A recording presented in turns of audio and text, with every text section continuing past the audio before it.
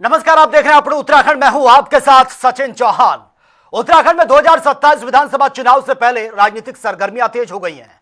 BJP जहां अपने विधायकों का रिपोर्ट कार्ड तैयार कर रही है, तो वहीं कांग्रेस संगठन को मजबूत करने में जुटी है। और चर्चा है कि बीजेपी के कई विधायक पार्टी के अंदरूनी सर्वे में कमजोर पाए गए हैं और उनके टिकट कट सकते हैं। पार्टी तीसरी बार सत्ता में वापसी के लिए कोई जोखिम नहीं उठाना चाहती।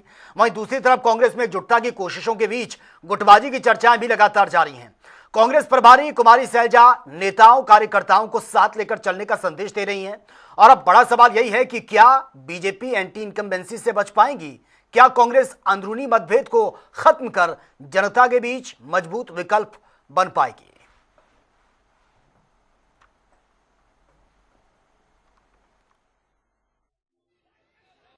उनको हमारी गुटबाजी दिख रही, जिनके पूर्व राज्यपाल, जो इस राज्य के पूर्व मुख्यमंत्री भी रहे, भाजपा के दिग्गज नेता हैं, वो अपनी पार्टी के सांसद को ही कह रहे हैं कि वो तो यहाँ से गायब रहते हैं, प्रधानमंत्री और गृह मंत्री के अगल बगल घूमते रहते हैं, उनको पकड़ो, कहाँ है वो? उनको हमारी गुटबाजी दिख रही है, जिनका पार्टी का सांसद, जो इस राज्य का पूर्व मुख्यमंत्री रह चुका है, हरिद्वार का वर्तमान सांसद है, पार्लियामेंट में खड़े होकर कह रहा है कि मेरे राज्य में अवैध खनन हो रहा है। उनको गुटबाजी दिख रही है, जिनकी विधानसभा की अध्यक्ष स्वयं मालन नदी पे खड़े होकर के और चिल्ला चिल्ला करके रंजीत सिन्हा को डांट रही है कि यहाँ पे अवैध खनन के कारण पुल गिर गया है। उनको दिख रही है। तीरथ सिंह रावत क्या कह रहे हैं? तीरथ सिंह रावत सरकार के बारे में क्या कह रहे हैं? महिला अपराध के बारे में जिस प्रकार की सुगबुगाहट भाजपा के अंदर है, किसी भी दिन विस्फोट हो सकता है। पूरे प्रदेश के अंदर भारतीय जनता पार्टी कई खेमों में बटी हुई है और इतना शर्मनाक हालत हो रखी है कि ब्लॉक लेवल के पदाधिकारी भी एक दूसरे को फंसाने के लिए बच्चियों का इस्तेमाल कर रहे हैं। 2027 के लिए पार्टी पूरी तरीके से तैयार है। वर्तमान में हमारे प्रशिक्षण वर्ग चल रहे हैं।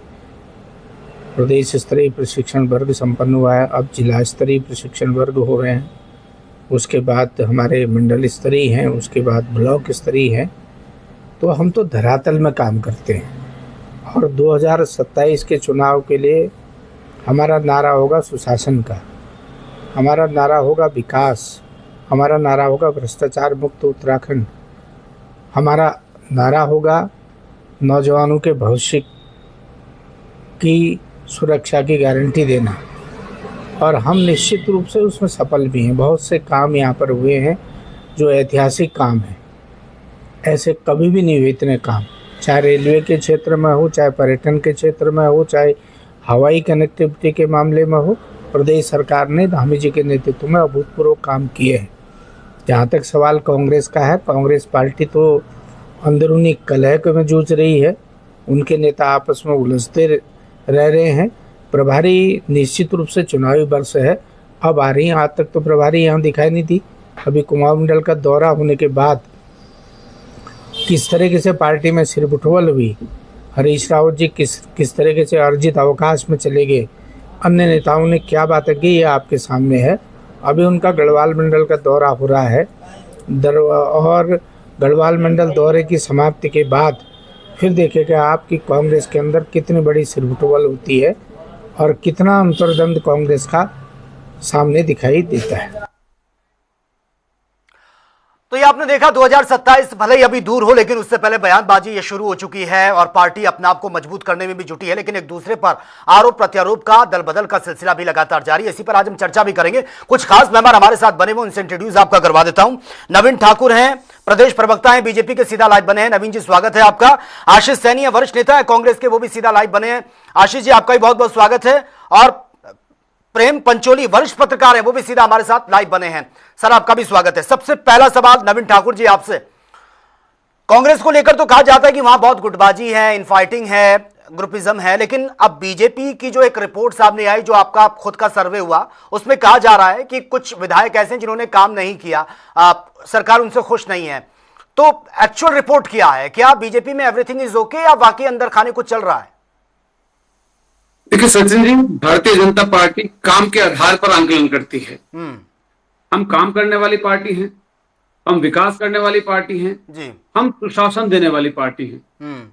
और उसका नतीजा आपने भी पश्चिम बंगाल में देखा किस प्रकार जब पूरे देश में भारतीय जनता पार्टी का परचम लहरा रहा है, पूरे देश की जनता भारतीय जनता पार्टी को पसंद कर रही है। गौमुख से लेकर गंगा सागर तक आज जो है भगवा लहरा रहा है जी। वो उसी का नतीजा है। हमने जो अपने सर्वे कराया है उसमें अगर कहीं कुछ विधायक ऐसे आ रहे हैं जिनकी परफॉर्मेंस पार्टी को लगता है कि ठीक नहीं है, तो निश्चित तौर पर जो है हम अपने जो है उन प्रत्याशियों को बदलेंगे। क्योंकि हमारा मानना है, संगठन का मानना है, सरकार का मानना है कि जो जनता की 100% जो है सेवा करेगा, जो जो वादे जनता से किए उनको पूरा करेगा, पार्टी उन्हीं को आगे रखेगी। और हम अपने वादों को पूरा करने के लिए जाने जाते हैं, हम विकास के लिए जाने जाते हैं, ठीक है, हम सुशासन के लिए जाने जाते हैं, हम पार्टी विद डिफरेंस। चलिए ठीक है, ये बात आपने एक्सेप्ट करी है कि हमने 2 सर्वे किए हैं, जो जिन्होंने काम नहीं किया हम उनको बदलेंगे। यानी कि अगर आप उनको बदलेंगे तो खलबली जरूर मचेगी और उस डैमेज को कंट्रोल करना ये बहुत बड़ा चैलेंज बीजेपी के लिए रहने वाला है। ठीक है, आपके पास मैं आऊंगा। आशीष सैनी भी हमारे साथ बने। आशीष सैनी जी, बीजेपी के प्रवक्ता को तो आपने सुन लिया, लेकिन कांग्रेस को लेकर भी खबरें सामने आ रही हैं कि भैया आप सबको साथ लेकर अब चलना है, अब कोई मौका कांग्रेस हाथ से नहीं गंवाना चाहती, लेकिन ऐन वक्त पर हम देखते हैं कि गुटबाजी फिर से हावी हो जाती है। अब कुमारी शैलजा के बार बार चक्कर लग रहे हैं, क्या सब कुछ अब सामान्य रहेगा या फिर अभी भी अंदर खाने कुछ चल रहा है? निश्चित रूप से कुमारी शैलजा जी के जितने दौरे यहाँ पर हुए हैं, हाँ, पहले भले ही संख्या में कम रहे हों, लेकिन की पूरी नजर पहले दिन से ही पार्टी की प्रत्येक गतिविधि पर हुई। ब्लॉक अध्यक्षों के अप्रूवल और उनकी नियुक्ति से लेकर और दुनिया जो संगठन के जो बूथ मैनेजमेंट का काम उनके नेतृत्व में हुआ, निश्चित रूप से कांग्रेस ने अपने आप को एक ऑर्गेनाइजेशन के रूप में भी जहां जहां कमियां थी उसको ठीक करने का काम किया। 2022 में कुछ गलतियां कांग्रेस के नेतृत्व द्वारा संभवतया हुई, उसको दोहराया नहीं जाएगा, ये मैं आपके माध्यम से विश्वास उत्तराखंड की जनता को दिला रहा हूँ। दूसरा, भारतीय जनता पार्टी के मुकाबले पे यदि हम बात करेंगे तो उत्तराखंड राज्य में भाजपा के पास परफॉर्मेंस नहीं है और हमारे पास इनके खिलाफ हजारों मुद्दे हैं। भ्रष्टाचार, महिला विरोधी अपराध, लॉ एंड ऑर्डर से लेकर कारोबार और रोजगार के घटते अवसर, और उत्तराखंड राज्य की प्रत्येक बदहाली के लिए भारतीय जनता पार्टी जिस रूप में जिम्मेदार है, जनता उसको उसी रूप में सजा देने का काम करेगी। भाजपा के माफियावाद से उत्तराखंड का जन जन त्रस्त है, ठीक है, और जन जन ना होकर। ठीक है आशीष सैनी, ये आप भविष्य की बात कर रहे हैं सर, ये तो आने वाला वक्त बताएगा कि जनता किसका साथ देती है किसका नहीं। लेकिन कांग्रेस को लेकर ये भी अंदर खाने खबरें सामने आ रही हैं कि अपने ही अपनों के पैर में कुल्हाड़ी मारने का काम कर रहे हैं। गणेश गोदियाल जो है वो नाराज चल रहे हैं। नहीं, गणेश गोदियाल जी नाराज नहीं है, लेकिन सतर्क है। हाँ, कांग्रेस पार्टी इस बार सतर्क है कि ऐसे किसी भी चीज से जिससे कांग्रेस के अभियान को, जो जनता का जो सपोर्ट कांग्रेस को मिल रहा है, उस अभियान में कहीं कमी ना रह जाए। हाँ, इस चीज को लेकर हम सतर्क है, और सतर्क रहना हमारी जिम्मेदारी भी है और हमारा अधिकार भी है। मैं भारतीय जनता पार्टी जो है वो, क्योंकि सबसे अधिक पूर्व मुख्यमंत्री उनके यहाँ है, सबसे अधिक नाराज वरिष्ठ विधायक जिनको मंत्रालय नहीं मिला वो उनके यहाँ बैठे हुए हैं। 43 विधायकों में असंतोष जगजाहिर होता जा रहा है। नाराजगी पार्टी के अंदर इतनी बड़ी है कि उन्हें कांग्रेस के अंदर देखना पड़ रहा है। हमें कह रहे हैं कि सवाल बीजेपी से है, हम ये कह रहे हैं कि बीजेपी अपनी परफॉर्मेंस पर बात करे और कांग्रेस अपने जो विजन है उस पर भी, और जो वर्तमान सरकार का फेल्योर है उस पर भी बात करेगी। हम अगर जितना कांग्रेस पार्टी जितना मुद्दों पर बात करेगी उतना ही हमारी जीत का मार्ग प्रशस्त होगा। चलिए ठीक है, ये अपनी बात आपने रखी है। प्रेम पंचोली भी हमारे साथ बने हैं, वरिष्ठ पत्रकार हैं। प्रेम जी, किस तरह से आप देखते हैं इस पूरे सिनेरियो को, क्योंकि जैसे जैसे चुनाव नजदीक आते हैं ये एक ट्रेंड चलता आता है कि उस पर आरोप लगा दिए, उस पर आरोप लगा दिए, दल बदल भी चलता है, लेकिन एक्चुअल तस्वीरें क्या कह रही हैं? क्या आपको लग रहा है कि क्योंकि मुद्दों की कमी नहीं है, लेकिन वक्त जब सामने आता है मुद्दों को उठाने का तो विपक्ष उतना मजबूत नहीं आता जितना होना चाहिए? अभी की फिलहाल की तस्वीरें आपको किस तरह से नजर आ रही है? उत्तराखंड में अब वैसे चुनाव की शुरुआत है, उत्तराखंड उत्तर प्रदेश में, तो ये हमारे सामने एकदम चुनाव है। हाँ। और जो प्रतिपक्ष की पार्टी है उसकी तैयारी भी अपनी जगह बिल्कुल एकदम तैयार है कि किसी बहुत सारे मुद्दों पे या एक मुद्दे पे वो आगे चुनाव लड़ना चाहती है। और ऐसा नहीं कि कांग्रेस के पास चुनाव के मुद्दों की कमी हो, या 5 साल में या पिछले 4 साल में उनके पास चुनाव के मुद्दों की कमी रही होगी। उनके पास बहुत मुद्दे हैं, लेकिन क्या है कि वो मुद्दे जो है वो मुद्दे कहीं न कहीं पब्लिक के बीच में एक कॉन्फिडेंस पैदा नहीं कर पा रहे हैं। और उससे क्या हो रहा है कि हर बार कांग्रेस की जो परिस्थिति है वो जब तक वो मुद्दों पे पहुंचे तब तक वहाँ पे सरकार के पास सरकार को जो सरकार है वो सरकार जो है वो कुछ न कुछ कर देती है। तो दूसरा जो सवाल बड़ा खड़ा हो रहा है ये होगा कि कांग्रेस के पास 4 मुद्दों में 4 लोग बटे हुए हैं अलग अलग प्रकार से, और जो इनकी जो केंद्र से जो इनकी नेता आई हुई है उत्तराखंड में, वरिष्ठ नेता है और सत्ता में भी बहुत सारी जिम्मेदारी उसके पास रही है, उन्होंने उत्तराखंड की विशेषकर महिला समुदाय के बीच में, महिलाओं के बीच में भी अपनी पैठ न बना पाई। कुल मिला करके जो प्रतिपक्ष की पार्टी है वो बहुत मतलब बहुत तेज गति से, यानी कि मुद्दों के साथ मुद्दों को संगठित करके अपनी बात से उत्तराखंड की जनता को मतलब विश्वास में नहीं ला पा रही है। तो ये बड़ी बात है। लेकिन भारतीय जनता पार्टी पूरा एक मैकेनिज्म है, भारतीय जनता पार्टी का पूरी तैयारी के साथ काम कर रही है। तो वो तो अभी टाइम बहुत है, मतलब बहुत ज्यादा भी नहीं, कम भी नहीं है, और तो चुनाव के दौरान बताया जाएगा। लेकिन जिस तरह से भाजपा चल रही है, भाजपा के पास जो 3 सूत्र इन्होंने, इनकी सरकार ने, इनके नेताओं ने, इनके जो हाईकमांड ने दिए हैं, देश, काल और पात्र, उन 3 सूत्रों पे काम कर रहे हैं यहाँ पर। तो आप समझ सकते हैं कि और ये कहीं ना दिखा है कि उनके पास कोई 4 लोग हैं, 4 फ्रंट खड़े हैं, वो चारों की अपनी अलग अलग बात है। भाजपा का जो पूरा मैसेज है, एक मैसेज जा रहा है, माना कि परेड ग्राउंड में जब बेरोजगार लोगों ने आंदोलन इतना तीव्र गति से कर दिया था कि ऐसा लग रहा था कि सरकार गिरने वाली है, दूसरे ही दिन हमारे प्रदेश के मुख्यमंत्री बेरोजगारों के बीच में पहुंच गए, स्वयं पहुंचे। अब उसमें आगे क्या हो रहा क्या नहीं हो रहा वो काम प्रतिपक्ष का है, लेकिन प्रतिपक्ष के जो नेता है मुद्दों को जनता तक पहुंचाना और जनता को विश्वास में लाने के लिए उनके पास अभी समय लग रहा है। ठीक है, मतलब आप ये मानते हैं कि जो विपक्ष है वो कमजोर है, उतना स्ट्रांग नहीं है जितना होना चाहिए था। जी ठीक है, ये आप मानते हैं। अब चलिए ठीक है, आपके पास मैं आऊंगा सर। नवीन ठाकुर भी हमारे साथ बने। नवीन ठाकुर, शुरुआत में आपने एक बात कही कि हमने सर्वे करवाया, हमको लगा कि जिन्होंने काम नहीं किया हमने उनके खिलाफ एक्शन लिया। बहुत अच्छी बात है और ऐसा होना भी चाहिए। लेकिन सवाल यह भी उठता है कि भाई बीजेपी तो एक ऐसी पार्टी है कि जो काम करेगा उसको ही आगे भेजती है और उसी को ही शाबाशी भी मिलती है, पीठ उसकी थपथपाई जाती है। लेकिन अब तक ये जब आखिरी चुनाव का टाइम आ गया, बिल्कुल 2027, उसके बाद आप सर्वे कर रहे हैं, अब ये पता चल रहा है कि देखिए भाई काम नहीं किया तो इनका टिकट कट सकता है, इनको मौका नहीं मिलेगा। सचिन जी, अब पता नहीं चल रहा है। आप हमारा 22 का चुनाव देख लीजिए, हमने 7 टिकट काटे थे। अब हमारा 17 का चुनाव देख लीजिए, अब 5 उंगलियां बराबर नहीं होती ना। नहीं, लेकिन आप क्या मानते हैं कि क्या जो मोदी मैजिक कहें या फिर धामी मैजिक कहें, वो जैसे था अभी भी उसी तरीके से बरकरार है? क्योंकि अभी रिसेंटली बहुत सारी घटनाएं हुई हैं, ऐसा नहीं है कि पहले की तरह सब कुछ बिल्कुल फिट एंड फाइन चल रहा है सर। देखिए, मोदी मैजिक तो बरकरार रहेगा ही। अच्छा। लेकिन अब उत्तराखंड में धामी मैजिक भी चल रहा है और बहुत तेजी के साथ आगे बढ़ रहा है। धामी जी की लोकप्रियता, उनका ग्राफ बहुत तेजी के साथ आगे बढ़ रहा है और धामी जी के नाम पर ही जो है हम 22 का चुनाव जीते थे, 27 का चुनाव भी धामी जी के नाम पर ही हम जीतेंगे। उनकी कार्य करने की शैली, उनकी लगातार जो है प्रवास, कोई ऐसा जिला नहीं होगा जहां धामी जी लगातार महीने में 1-2 बार ना पहुंच पा रहे हो। कोई ऐसा क्षेत्र नहीं होगा, छोटे से छोटे क्षेत्र तक, प्रत्येक आम नागरिक तक जो है धामी जी पहुंच रहे हैं। किस प्रकार जीरो टॉलरेंस की सरकार वो चला रहे हैं, हर उत्तराखंड वासी के दुख दर्द में शरीक हो रहे हैं, हर व्यक्ति को जो है वो व्यक्तिगत रूप से आगे बढ़ाने का काम करते हैं, कार्यकर्ता हो चाहे जो है आम जनता हो। और उनका एक ही लक्ष्य है कि उत्तराखंड को किसी भी प्रकार से जो है देश के अग्रणी राज्यों में शामिल करना है। उसके लिए वो दिन रात जो है एड़ी चोटी का जोड़ लगाए हुए। आप देखते हैं लगातार केंद्र में जाते हैं, वहां से केंद्रीय नेताओं से मिलते हैं, उत्तराखंड के लिए सौगात लेकर आते हैं और लगातार विकास के कार्य, उत्तराखंड में विकास के कार्य जो है मील का पत्थर साबित हुए। जनता ने देखा है, उत्तराखंड की जनता अगर हमें बार बार चुन रही है 2014 के बाद, आप देखिए लगातार जो है इस प्रदेश में देवतुल्य जनता ने हमें अपना आशीर्वाद दिया है। तो केवल और केवल विकास है, सुशासन है और पारदर्शी सरकार है। हमारे यशस्वी मुख्यमंत्री जी लगातार जो है 30,000 युवाओं को रोजगार देने का रिकॉर्ड किसने बनाया है? तो पुष्कर सिंह धामी जी ने बनाया। इस देश में सबसे सख्त नकल विरोधी कानून अगर कोई लाए तो पुष्कर सिंह धामी जी जाए। आज जो है नकल माफिया जेल के अंदर है और जो बाहर थे उनको मिट्टी में मिला देने का काम किसने किया? पुष्कर सिंह धामी जी किया। इस प्रदेश में सबसे सख्त जो है धर्मांतरण कानून अगर कोई लाए तो पुष्कर सिंह धामी जी लाए। तो ये सारे काम जो है जनता देखती है, जनता समझती है और जिनको लगातार लाभ मिल रहा है वही तो भाजपा की जो है रीढ़ है, वही तो भाजपा के जो है आशीर्वाद देने वाले लोग हैं, जिनको जो है विकास के मुद्दे पर जो है जिनको हमने विकास जिनका किया है, वही विकास के मुद्दे पर भाजपा को वोट देते हैं। तो इसलिए हमें अपने मुख्यमंत्री पर विश्वास है, हमें जो है प्रदेश की जनता पर विश्वास है और प्रदेश की जनता भली भांति जान चुकी है।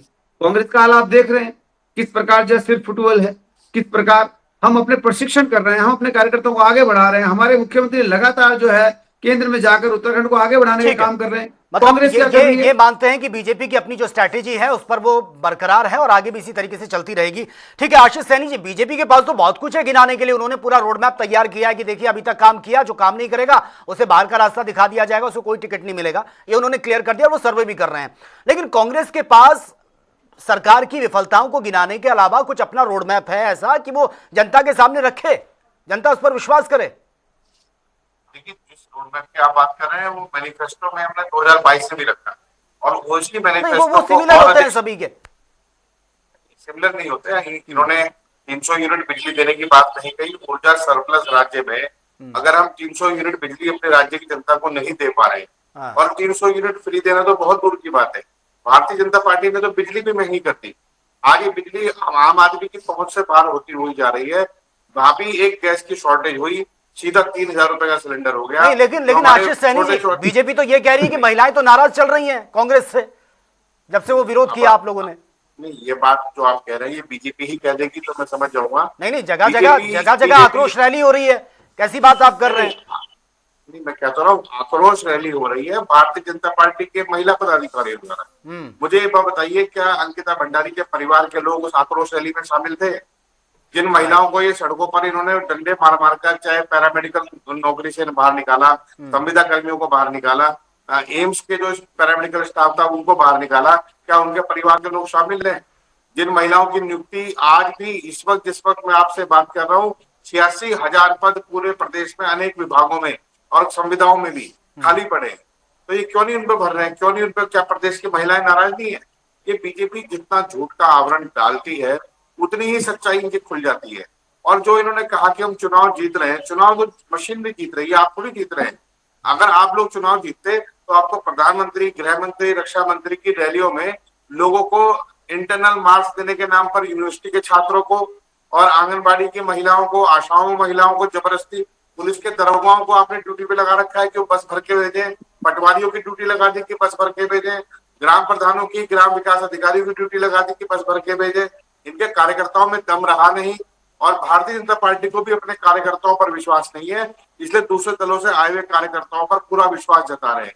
भारतीय जनता पार्टी अपने विजन में भी और अपनी नहीं, लेकिन आइडियोलॉजी में आशीष पूरी सैनी तरह जी, फेल हो उत्तराखंड में चुकी तो है। बीजेपी को मौका दिया ना उत्तराखंड की जनता ने, उसको तो आप दोष नहीं दे सकते। नहीं, तो जनता आप अपनी गलती सुधारने के लिए तैयार है ना। गलती हो जाती है, हम सुधारने को तैयार हैं। अच्छा। आपकी बात सुधार लेंगे। आप सारा का सारा दोष उत्तराखंड की जनता पर मढ़ रहे हैं कि उनसे नहीं, मैं गलती हो दोष गई। नहीं दे रहा हूँ। जनता ने जनता गलती तभी की, इनको जनता लगातार सुधार नकार रही है। जनता बहुत होशियार है। उत्तराखंड की जनता को अभी आपने कहा गलती हो गई, अब कह रहे हैं 2022 जनता होशियार है। जनता से गलती हुई ना। कितना मुस्लिम पलटते हैं ये यूनिवर्सिटी सामने के सामने देख लीजिए, झूठे अपने बयान आपके में चैनल फंसकर पर किस प्रकार पलट मुस्लिम जाते हैं कांग्रेस यूनिवर्सिटी के के लोग। आपके ही झूठे बयानों में फंसकर contradiction है। भाजपा ने सरकार बनाई है। वो झूठ खुल गया है। आज पता लगा कि जिस मुस्लिम यूनिवर्सिटी की बात कर रहे थे वहां तो भारतीय जनता पार्टी ने प्लॉट काट दी है। आज मुख्यमंत्री धामी ने अभी तक 3 महीने हो गए कोई एक्शन भी नहीं लिया। सारे माफिया जितने हैं वो मुख्यमंत्री कार्यालय के अंदर घुसते हैं और यदि जितने नकल माफिया हैं वो भारतीय जनता पार्टी के कार्यालय से निकलते हैं। नकल माफियाओं पर क्या कार्रवाई की जरा बता दें। हाकम सिंह की जमानत करा दी इन्होंने और उसके बाद आज नकल माफियाओं के कारण से भर्तियां नहीं हो पा रही है। प्रदेश के अंदर जितनी बदहाल स्थिति इस समय शिक्षा 30,000 लोगों की भर्ती की है रिकॉर्ड तोड़। आप बता दें जरा, हरीश रावत की सरकार में 5-10 साल आपने कितनी भर्ती की? आपने 10 साल में आप 10,000 भर्तियां नहीं कर पाए। आप जी थोड़ा तो झूठ कम बोला करिए। इतने बड़े चैनल पर झूठ बोलते हैं तो शर्म नहीं आती आपको झूठ बोलते हैं। इस प्रदेश की जनता तभी नकारती है आपको बार बार, तभी आपको जीरो मिलता है, अंडा मिलता है इस प्रदेश में। निकाय के चुनाव में आपका क्या बुरा हाल होता है, पंचायतों के चुनाव में आपका क्या असर होता है, लोकसभा के चुनाव में आपको जीरो मिलता है, विधानसभा के 2-2 चुनाव में आपको इस प्रदेश की जनता विपक्ष में बैठने लायक नहीं छोड़ती और आपको शर्म नहीं आती झूठ बोलते। 30,000 नौकरी अगर किसने दी है तो धाकर धामी की सरकार ने दी है, उत्कर्ष धामी ने दी है। आपके 10 साल के कार्यकाल में 10,000 नौकरी नहीं दे पाया। ये झूठ बोलना छोड़ दीजिए और हकीकत का सामना करिए, शर्म करिए थोड़ी। कम से कम जो है इस प्रदेश की जनता के सामने झूठ मत बोलिए। कभी आज प्रदेश की जनता को कह रहे हैं कि उन्होंने गलती कर दी, फिर कह रहे हैं आज प्रदेश की जनता बुद्धिमान है। मैं आप दोनों को रोकना चाहूंगा। इसके लिए हमारे साथ वरिष्ठ पत्रकार भी बने हैं, प्रेम पंचोली भी हमारे साथ बने हैं। प्रेम जी, अब दोनों स्पोक्स पर्सन को आपने सुना, एक दूसरे पर आरोप किया आपने, ये नहीं कि हमने ये करके दिखा दिया।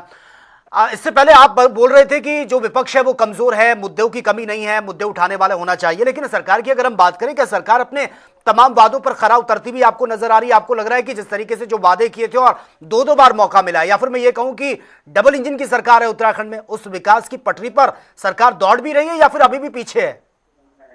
देखो, दो तरह के मुद्दे रहते हैं। एक तो पब्लिक के मुद्दे रहते हैं, हाँ। और एक जो वैचारिक मुद्दे रहते हैं।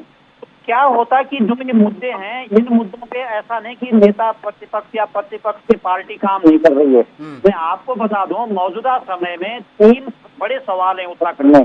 पहला सवाल जिलों का। जब उत्तराखंड राज्य बना था तब से जिलों के बंटवारे की बात हो रही है। जो कौशिक रिपोर्ट भी थी और उससे पहले जो दाद एक ग्रंथ छपा था, शायद मुझे लगता है कि नए भाजपा या कांग्रेस के कार्यकर्ता उसको पढ़े कि नहीं पढ़ते हैं, मुझे नहीं पता, लेकिन बहुत सारे डॉक्यूमेंट, उस डॉक्यूमेंट में एक डॉक्यूमेंट भगत सिंह कोश्यारी जी का भी है, जिसमें जिलों का बंटवारा बताया गया। 27 जिले जिसमें बनाए गए हैं।